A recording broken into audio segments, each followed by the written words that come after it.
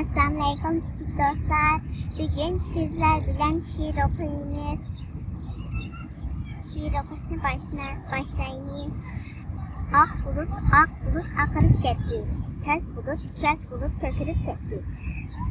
Kapı türülse yağmur töküldü. Kapı açılsa güller açıldı. Kipine geldin can dostum. Bu güzel balçamda pervaz kılınçlar.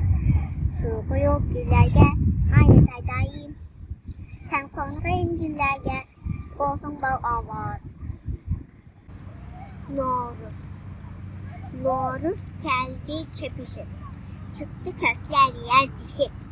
Kuşal kuramı yürüdük. Nakşa koşak eğitişip. Noruz geldi kuş külüp. Gül gonçiler açıldı. Dehqanlarının yerige uruklar mı çeçildi. Noruz kutluk bir gündür. Hemmimizge mihmandır. Yıl işini Noruzdin başlayırsak yamandır.